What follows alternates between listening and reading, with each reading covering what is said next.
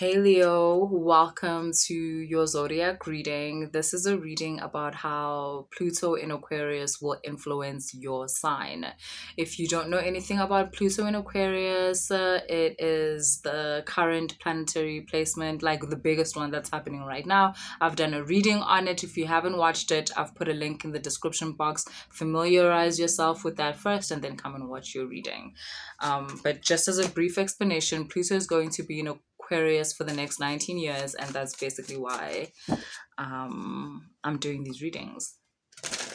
Just to give you an idea of how that will influence you as someone who identifies as a Leo. In whatever capacity, be it Leo being your sun, moon, rising, or Venus sign.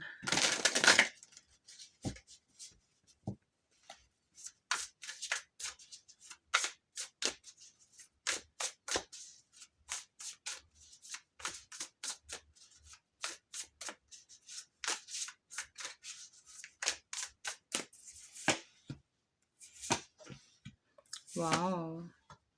Wow.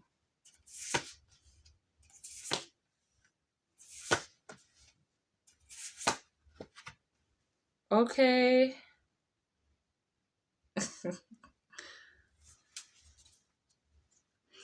Yeah, so there's going to be a lot of changes for you, Leo. I mean, understandably, it is quite a big transition, but I'm getting a lot of maturing on your side. There's a certain awareness of yourself that you've been cultivating in relation to things that you do not want in your life in particular, particularly things that have to do with certain things that you want to cut out of your life, things that you don't want anymore. And it also involves certain people that you are just, yeah, that you're just like done with. You no longer align with certain people. When you look within you and look at the truth in terms of your desires and also your fears. So, your fears in terms of what you're afraid of becoming, what you're afraid of manifesting in your life accidentally, and with your desires in terms of what you would like to actually manifest, the person you would actually like to become. The result of this, the result of this meditation on these things has come to you realizing that there's just certain things you have to cut out, and particularly certain people. And let's talk about this. Let's talk about the person that you would like to become, because that is represented by the Empress energy. And I'm getting self-reliant. Like, if you've ever, you should listen to the essay by Ralph Waldo Emerson called Self-Reliant. It's wow. Like, it's wow. And it's one of those where you can listen to it so many times because there's no ways you're gonna like fully, take on the whole essay, like just in one go. I'm saying listen to the essay because there's an audio book on YouTube where you can listen to the essay. Self-Reliance, Ralph Waldo Emerson. And yeah, that has a lot to do with how you want to become. That essay speaks about how there comes a time in a person's life where they realize that envy and like constant comparison and wanting to be like someone else is a complete waste of energy and a waste of time, where you have to start building an idea of how you want to be, in like regardless of what the people around you are like. And also this thing of coveting maybe like other people's versions of their lives, also complete waste of time, complete waste of energy. There comes a time where you have to now put in energy into your own life, take your attention away from looking at someone else and put it into your own life. And like, start the journey of molding that life into what you want it to be. And what you want to be is self-reliant. You do not want to be someone that has to depend on another person in order to have stability in their life. You want to create stability for yourself. You want to create stability even for people that you love. You also want to be successful. You want to be abundant. And this chariot speaks about how Pluto in Aquarius is going to put you in a position where you have solidified your desires within your grid so purposefully that your reality is at a point where it has no choice but to put you on the path to achieving those things that you want to achieve. And Pluto in Aquarius is connecting you to those timelines, is connecting you to those situations, those opportunities where you are able to start putting together the blocks of the life that you want or the person that you want to be. You're also someone who wants to be compassionate, who wants to be loyal, who wants to be trustworthy, and you may already be you may already carry these characteristics or be these things, but you feel like you could take it to a deeper level if you were able to kind of like have more depth to your emotions. So if you had more access to feeling and allowing yourself to feel certain things, you're aware that that would also deepen your level of compassion for yourself and for others, and will also deepen your ability to be loyal and deepen your ability to be trustworthy, to be someone that the person or the people that you love can depend on. You want that. Honestly, I'm kind of getting this feeling of someone who is balancing their playful side with a more mature side. Like you might be in a stage in your life where you feel like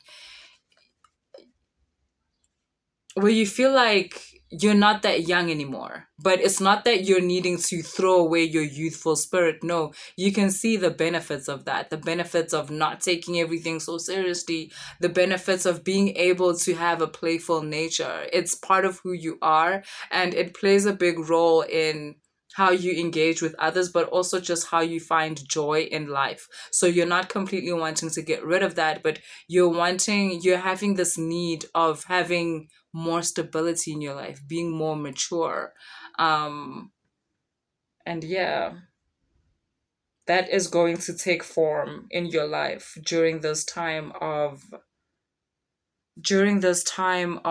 Pluto in Aquarius.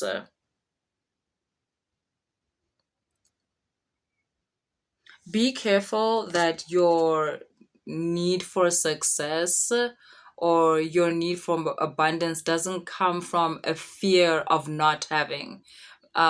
Be careful that it doesn't come from a fear of lack.